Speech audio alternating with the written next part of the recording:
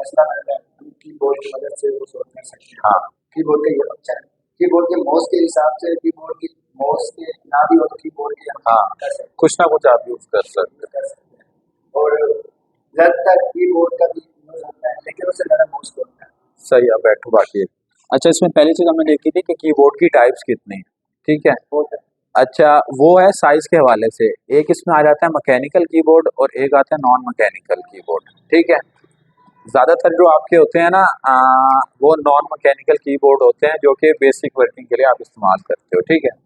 और उसमें कीज का फर्क आ जाता है। मेन डिफरेंस है जो मैकेनिकल कीबोर्ड है उसमें आपकी जो कीज लगी हुई है ना बटन ऊपर, वो आप चेंज कर सकते हो मैकेनिकल के अंदर, और उससे जब आप क्लिक करोगे आपकी साउंड भी पैदा होगी, ठीक है। लेकिन जो नॉन मैकेनिकल कीबोर्ड है उस पर अब जैसे कि ये है कीबोर्ड, इस पर अगर मैं प्रेस कर रहा हूँ यहाँ, किसी को साउंड नहीं आ रही। लेकिन जो मैकेनिकल कीबोर्ड है उस पर अगर मैं यहाँ प्रेस करूंगा, ऑलमोस्ट 4 5 6 बच्चों को उसकी आवाज सुनाई देगी, इतनी दूर तक जाता है, ठीक है। तो मेन फर्क इन दोनों में ये होता है, ठीक है।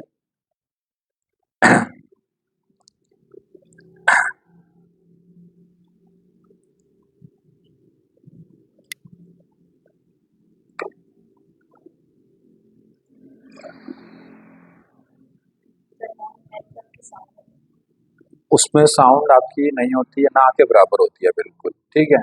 और मैकेनिकल में थोड़ा सा जब आप वर्क करते हो ना, आपको लगेगा आप प्रोफेशनल तरीके से काम कर रहे हो, उसमें साउंड आएगी, उसमें ना थोड़ी सी जो आप कह लो जो कीज हैं वो स्मूथली वर्क करती हैं, ठीक है। और जो नॉन मैकेनिकल है उसमें थोड़ा सा है, लेकिन मैकेनिकल है जो थोड़ा ज़्यादा प्रोफेशनली ना यूज़ किया जाता है, ठीक है। उसके बाद आगे हमने जो चीज़ें देखी थी वो था हमारा, हाँ, उसकी दूसरे हिसाब से अगर हम टाइप्स देखें वो थी 100% है, ठीक है। उसके बाद आपका जो है वो है 80 से 70 है, फिर आपका 60 सबसे छोटा इतना सा आपका कीबोर्ड होगा, 70 80 पे थोड़ा सा बड़ा हो जाएगा, 100 पे पूरा। आवाज़ आती है हाँ जी, और नॉन मैकेनिकल नॉन मैकेनिकल की नहीं आती है। पहले मुझे भी नहीं पता था, 4 5 महीने पहले ये चीज़ मैंने डिफाइन की, जब मैं परचेज करने गया मार्केट तब मुझे पता चला कि मैकेनिकल और नॉन मैकेनिकल में क्या फ़र्क होता है, ठीक है। अच्छा, उसके बाद हमने देखा था आपका प्रोसेसर था, सीपीयू हो गया, रैम थी, और आपके हार्ड डिस्क थी, एसएसडी थी। एसएसडी थी, और एनवीएमई थी, ठीक है। अब एक एक करके डिफाइन करना है। सबसे पहले कोई बता दे सीपीयू का मेन काम क्या है, प्रोसेसर का आपका। कोई और बता दे यार, इन दोनों की बारी हो गई, कोई और बताए, आप बता दो, या नहीं पता, कोई और बता दे। यूनिट है, उसका मेन काम क्या है, जो आप डाटा यूज कर रहे हो उसको प्रोसेस करना, ठीक है, उसको समझना। हाँ, इनपुट देगा, आउटपुट तो वो तो वैसे ही आपका चल रहा है, ठीक है। हाँ, लेकिन उसका मेन काम है डाटा प्रोसेस करना। आपने इधर से क्लिक किया, वो प्रोसेस करके आगे बताएगा कि ये वाला बटन क्लिक हुआ है। इधर से अगर क्लिक करेंगे तो बताएगा अच्छा ये वाला बटन प्रोसेस होगा, फिर वो आगे बता देगा और आपको आउटपुट दे देगा, ठीक है। उसके बाद रैम का क्या काम था, बताओ आप। हाँ, अब स्पीड का ये है कि उसमें मल्टीटास्किंग आप कर सकते हो, जितनी ज़्यादा रैम होगी उतने ज़्यादा फंक्शन आप यूज़ कर सकते हो। अब आप देख लो कि अगर 2 GB रैम है या 8 GB रैम है, उसमें काफ़ी फ़र्क है। 2 GB में आप मुश्किल से एक प्रोग्राम यूज़ कर सकते हो, अगर 8 GB आप 2 से 3 कर सकते हो। 16 GB है तो आप उसमें फिर ज़्यादा लेके जा सकते हो, 32 GB आ जाती है, फिर आगे उसी हिसाब से डबल होती जाती है, ठीक है, रैम। लेकिन हमेशा ये जो है आपकी हार्ड डिस्क से कम ही रहेगी, जितनी आपकी हार्ड ड्राइव में है ना स्पेस, जैसे कि उसमें कह लो आप वैसे तो हम कहते हैं 1 TB, लेकिन वो होती है 1052 GB, ठीक है। थोड़ा सा इजाफा होता है, वैसे हम आम लफ्जों में राउंड अबाउट करके 1000 कह दिया, 1 TB कह दिया, ठीक है। लेकिन उसमें 1052 GB तक डाटा होता है 1 TB के अंदर। फिर आगे आप नीचे लेके जाओ गीगाबाइट मेगाबाइट, वो डिफरेंट चीज़ है, वो आगे डिटेल वाली है। उसके बाद था हार्ड ड्राइव, बताना है, कोई बता दे, फिर आप बता दो। हाँ, हार्ड ड्राइव आपका क्या है कि जितना भी आपका डाटा है वर्किंग, हाँ, वो आपने स्टोर करना है उसके अंदर, कि आपको बाद में अगर ज़रूरत पड़ रही है तो आप उसे निकाल सकते हैं। अब उसमें एक चीज़ है कि रैम को हम कहते हैं रैंडम एक्सेस मेमोरी। उसका क्या है कि सिर्फ उस टाइम के लिए, अब जैसे कि मैं कुछ वर्क कर रहा हूँ, एक तो स्क्रीन नहीं है वरना मैं आपको डिटेल में बताता, जैसे कि अभी लैपटॉप ऑन है, ठीक है। अब इसमें ये जो चीज़ें चल रही हैं रैम की वजह से चल रही हैं, ठीक है। रैम की वजह से रैम वर्क कर रही है इस वक्त। जैसे ही मैं इस प्रोग्राम को बंद कर दूंगा रैम फ्री हो जाएगी, किसी और उसमें यूज होना शुरू हो जाएगी। अब ये डाटा मेरा हार्ड ड्राइव में नहीं स्टोर, ये वेबसाइट ऑन है या क्रोम चल रहा है, कुछ भी चल रहा है, ये हार्ड ड्राइव के अंदर स्टोर नहीं है। लेकिन इसका जो सेटअप है, जो मेन है, जो इसको जो ऐप है वो आपकी हार्ड ड्राइव के अंदर स्टोर होगी, ठीक है। उसके बाद हमने देखा था NVMe स्पीड के हवाले से। सबसे पहले आपकी हार्ड ड्राइव आ गई। सॉरी, एक मिनट। हेलो, वालेकुम सलाम। फिर आपकी आ गया NVMe, वो उससे भी फास्ट है। अच्छा, फिर ये जो चीज़ें इसमें जनरेशन का भी फ़र्क है। जैसे आजकल ये ट्रेंड चला जेन जी है, उससे पहले जेन अल्फा या बाद वाली जेन अल्फा थी, या इस तरह करके हमारी जनरेशन को डिवाइड किया हुआ है। उसी तरीके से इनमें भी जनरेशन होती हैं, ठीक है। NVMe में अब जनरेशन है आपकी 3 है, 4 है, 5 है, जो लेटेस्ट है 5 है। अब 6 भी ऑलमोस्ट आ गई है। और जिस हिसाब से इनकी जो है जनरेशन जा रही हैं, उसी तरह ये चीज़ें कॉस्टली भी होना शुरू हो जाती हैं। जितनी ऊपर जाएगी जनरेशन उतनी वो फास्ट भी है, उतनी कॉस्टली भी है, और उतना ही अच्छा वर्क करेगी वो, ठीक है। उसके बाद ये हमारी चीज़ें हो गई कवर। अच्छा, एक चीज़ आप देख रहे थे ग्राफिक कार्ड। आज थोड़ा सा देख लेते हैं कि ग्राफिक कार्ड का क्या काम होता है। जैसे आपका प्रोसेसर होता है ना, वैसे ग्राफिक कार्ड भी लगा हुआ होता है हर लैपटॉप के अंदर या कंप्यूटर के अंदर। हाँ, तो वो एज आप कह लो कि सेकंड ब्रेन होता है कंप्यूटर का। मेन आपका जो है आपका क्या प्रोसेसर काम करेगा, CPU। लेकिन जो ग्राफिक कार्ड है, अगर प्रोसेसर पे थोड़ा ज़्यादा लोड पड़ रहा है तो थोड़ा सा लोड आपका ग्राफिक कार्ड पे डिवाइड हो जाएगा, ठीक। अब उसमें है मेन क्या चीज़ है, उसमें भी रैम होती है आपकी ग्राफिक कार्ड के अंदर। हाँ, सेकंड ब्रेन है कह लो, एक एक्स्ट्रा ब्रेन है आपके कंप्यूटर या लैपटॉप में।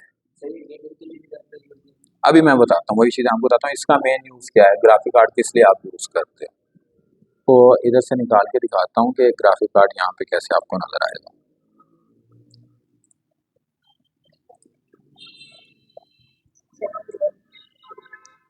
अच्छा, यहाँ पे अगर आप देखो ना, शायद किसी कोई नज़र आए, देखो सबसे टॉप पे आपका CPU आ रहा है, ठीक है। और उसके बाद जो है आपका यहाँ पे जो है ये मेमोरी जिसे कह रहा है, ये आपकी है रैम है, ठीक है। अब इसमें ये बता रहा है कुछ 21 GB करके फ्री है, वैसे इसमें 31 GB है, ठीक है। रैम इसमें 32 GB इसमें डली हुई है मेरे लैपटॉप में, ठीक है। वैसे आपकी 8 होती है, 16 होती है, मुख्तलिफ होती है, ठीक है। अमूमन आप जो 8 ही यूज़ करते हो, ज़्यादा 4 या 8 यूज़ होती है, ठीक है। उसके बाद आपका यहाँ पे वाईफाई का ऑप्शन दे रहा है, ये नहीं हमें देखना। NPU है, ये अब न्यू फॉर्म आ गया। पहले आपका GPU था, फिर आपका ग्राफिक कार्ड था, पहले आपका प्रोसेसर है, फिर ग्राफिक कार्ड है। उसके बाद अब लेटेस्ट जब से AI आया ना, NPU भी आ गया, ये एक और फॉर्म है, ठीक है। ये भी अभी बताता हूँ। NPU न्यूरल, इसका नाम है न्यूरल प्रोसेसिंग यूनिट।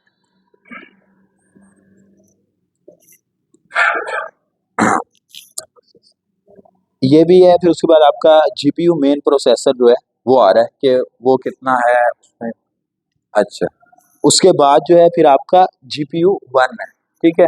इसका क्या है, जो GPU 1 है उसके अंदर जो है आपका ना ये है कि ये सेकंड जो ब्रेन बताया था, ठीक है। पहला था आपका CPU, दूसरा GPU, ठीक है। और इसके अंदर अच्छा GPU में भी 2 से 3 है कि जब आप कॉस्टली चीज़ परचेज करते हो ना, उसमें 2 GPU होंगे। एक जो हल्का वाला लगा होता है जो कि बेसिक सपोर्ट करता है CPU को, एक होता है गेमिंग के लिए। गेमिंग के लिए जब भी आप लेने जाओगे GPU एडवांस लगा होगा, वो अलहदा होगा। उसकी रैम VRAM उसे कहते हैं, वर्चुअल रैम करके या VRAM करके कुछ भी। GPU है आपका ग्राफिक कार्ड, जो अलहदा से ग्राफिक कार्ड है। ग्राफिक कार्ड की भी 2 टाइप्स हैं, ठीक है। अब यहाँ पे भी आप शो देखो तो GPU 0, GPU 1 आ रहा है। जो ये GPU है ये आपका प्रोसेसर को सपोर्ट कर रहा है। ये हर लैपटॉप में आपको मिलेगा, कोई भी आप लैपटॉप ले रहे हो या मोबाइल के अंदर। हाँ, दोनों अलग-अलग हैं। पहले GPU 0 आप कैसे कर लो, ठीक है, GPU, ठीक है। हाँ, ये है आपका हर लैपटॉप के अंदर मिलेगा। कोई आप लैपटॉप ले लो या कोई भी आपका कंप्यूटर, उसके अंदर GPU आपको मिलेगा। लेकिन उसकी जो वर्किंग है वो इतनी खास नहीं है, ठीक है। बेसिक है, सपोर्ट करता है कि अगर ज़्यादा लोड पड़ रहा है तो वो लोड डिवाइड कर देगा।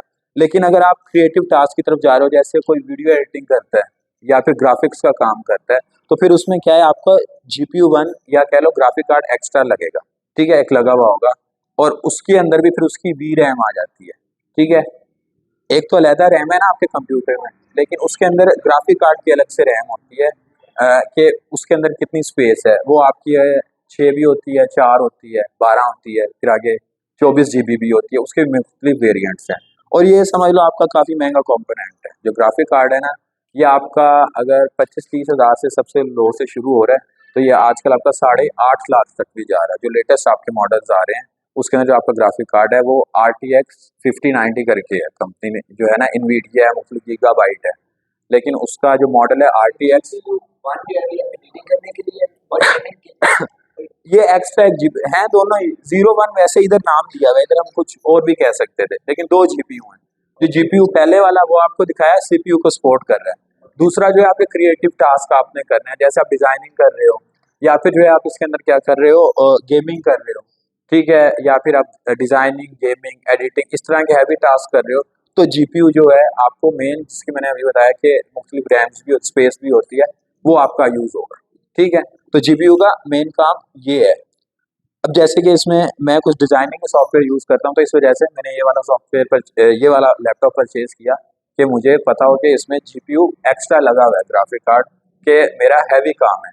लेकिन अगर आप जैसे कि बेसिक असाइनमेंट्स बनाते हो, आप स्टूडेंट हो, तो आप लोगे बेसिक लैपटॉप, ठीक है, उसके अंदर क्या होगा, GPU लगा होगा लेकिन वो दूसरा नहीं होगा, पहले वाला होगा, ठीक है, इस तरीके से है। उसके बाद एक है न्यूरल प्रोसेसिंग यूनिट, ये अब लेटेस्ट जो मॉडल्स आ रहे हैं उसके अंदर मस्ट हो गया, ठीक है। इसका क्या काम है, अगर आप AI टास्क करते हो, AI के जैसे आप चैट GPT यूज कर रहे हो या डिफरेंट सॉफ्टवेयर हैं उनके अंदर भी आ गया है AI आपका ना, तो उसको आप यूज करके ये प्रोसेसर फिर आपका काम करेगा, न्यूरल प्रोसेसिंग यूनिट, ठीक है। पहले नहीं था, नाम भी नहीं था, अब जब विंडो अपडेट हो गया आपका, ये ऑपरेटिंग सिस्टम विंडो, पहले 10 7 यूज कर रहे थे, 10 थी, फिर आपकी 11 आ गई, अब 11 का जो लेटेस्ट वर्जन आ रहा है उसके साथ ही आपको NPU भी आ रहा है, ठीक है। ये लैपटॉप ये भी इसी तरह अंदर लगा होगा, ठीक है, चिप होगी, ये भी आपके लैपटॉप्स के अंदर लगी होगी, ठीक है। अच्छा, उसके बाद जो है इन चीज़ों की समझ आ गई, ओके सर।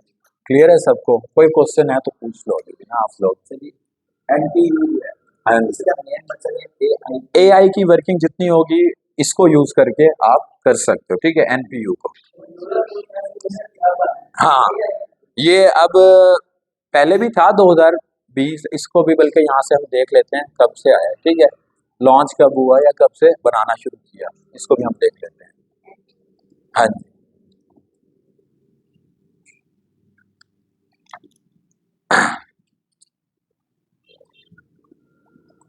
जो शुरू बिल्कुल इसका हुआ था ना वो आपको हुआ था 2017 में, ठीक है।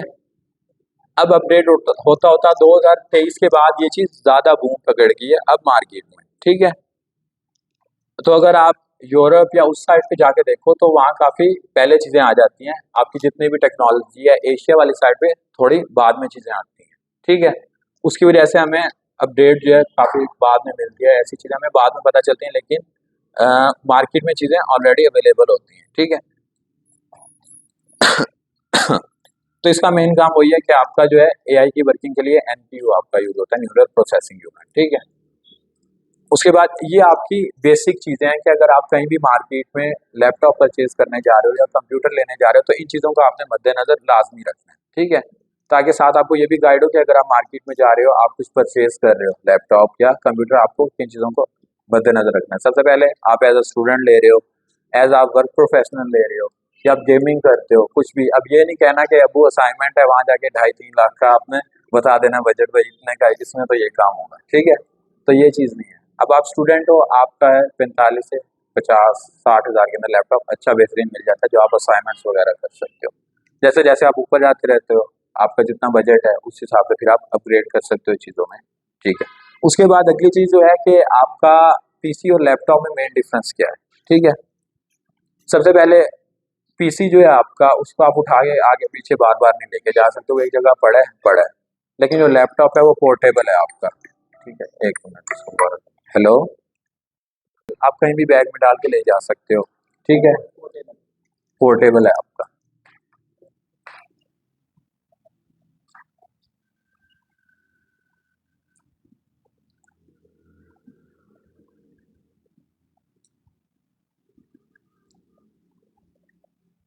अच्छा, उसके बाद जो है आपका सीपीयू है या आप कह लो पीसी है, जो वो ज़्यादा पावरफुल है लैपटॉप की निस्बत।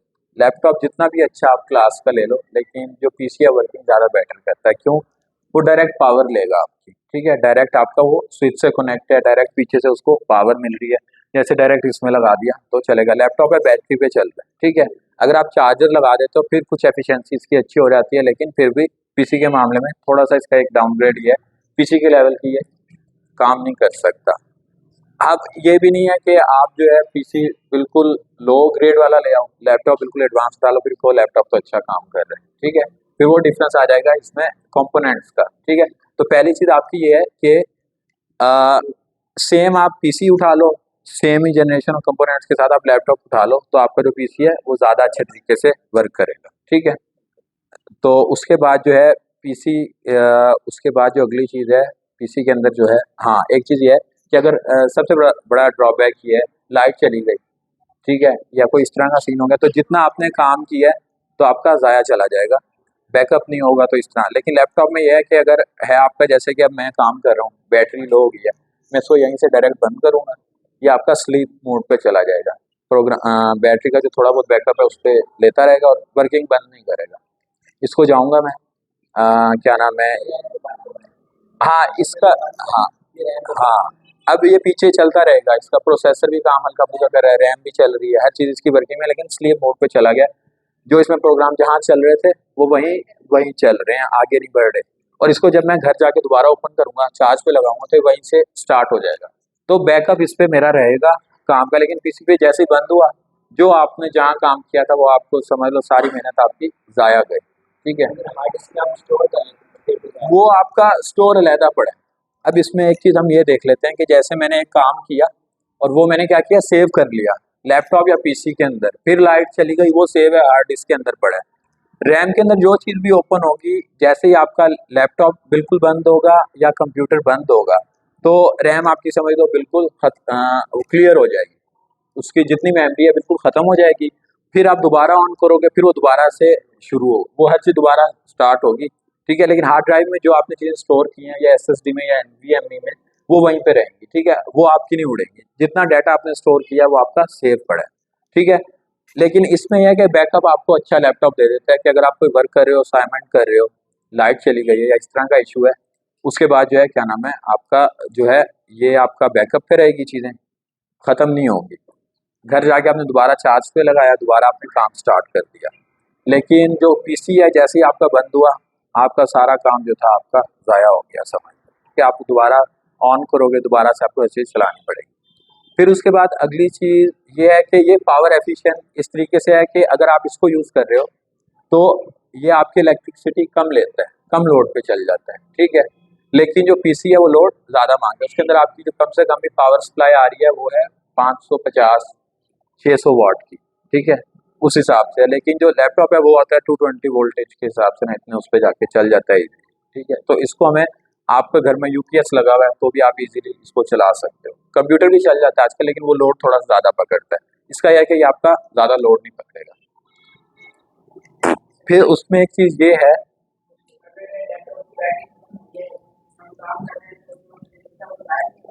वो आपको ना यहाँ पे शो करवाएगा बैटरी कम हो रही है और कभी-कभार बंद भी हो जाएगा।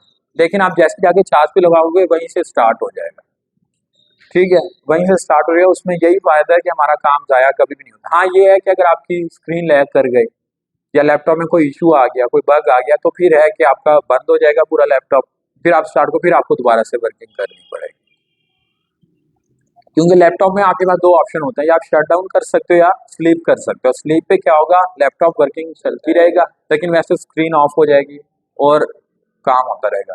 लेकिन पीसी है उसमें आपको डायरेक्ट शट डाउन करना है या फिर ऑन करना है, ये 2 काम होंगे, उसके अलावा कुछ नहीं होगा।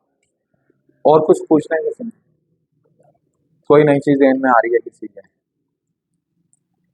कोई क्वेश्चन नहीं है? फिर आज का इतना ही डन है, आज ये चीज़ें करते हैं, काफ़ी चीज़ें सीखी मैंने।